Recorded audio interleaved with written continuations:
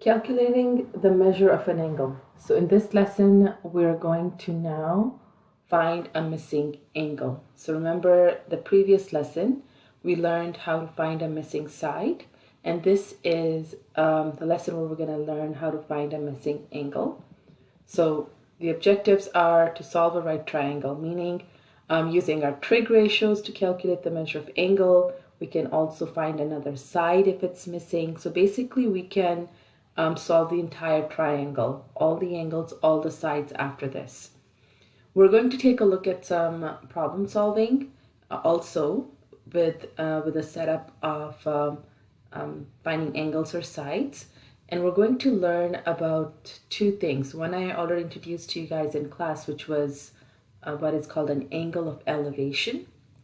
We're going to take a look at angle of depression.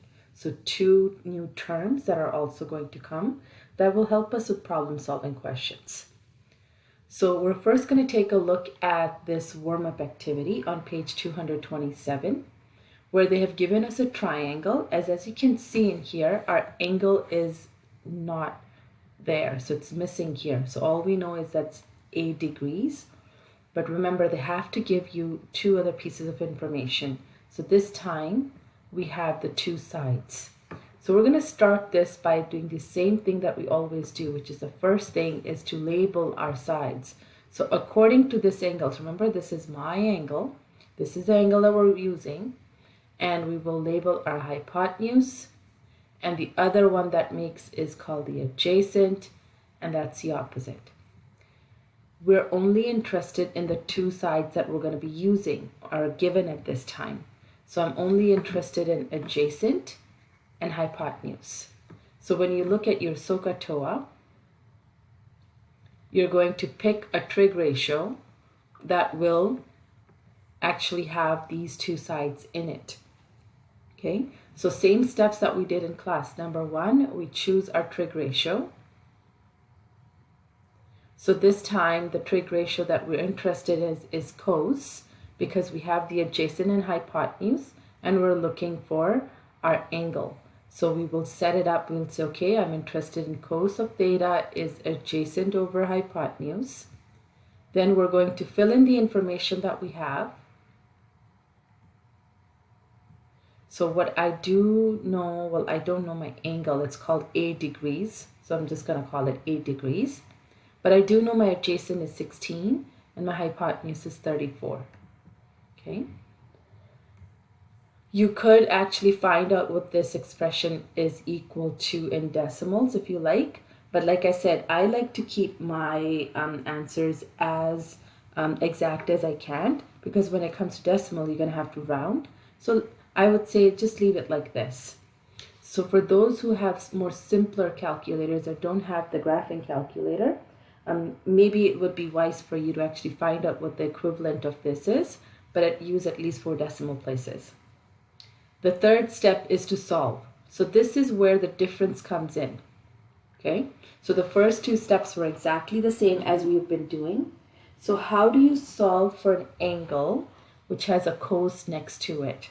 So remember, we've been doing the opposite of what is on one side, it goes to the other side.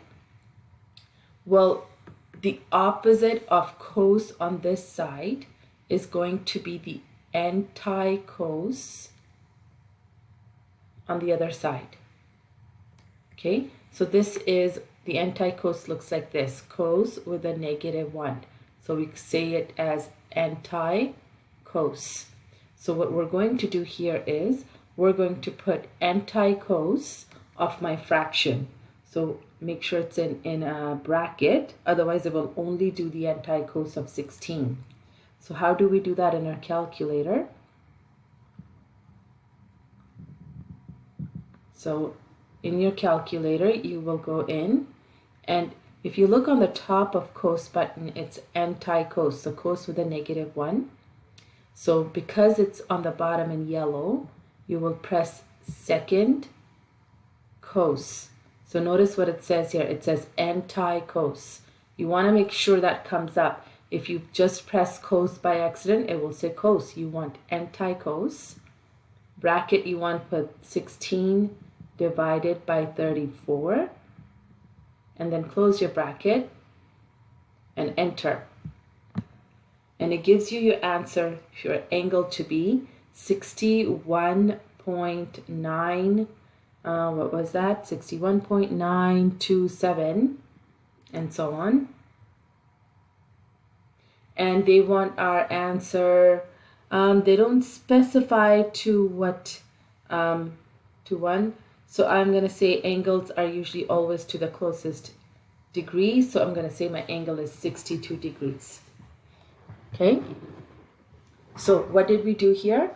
We set up the example. This is the same as you have done before. That's just the same as yesterday's lesson. You choose your trig ratio. It's the same thing we have. Remember the angle and the two sides. So last time it was a side that we were looking for. This time they're both given. Fill in the information. Same thing that we did yesterday, filling in the information. The only difference here is that to solve an angle, you have to use the anti-cos of the other side. That's the only difference here. And that will be true in the entire trig. Whenever you solve for angle, you have to use the anti-function. So angles always need anti-function. Okay, so let's try the next example now.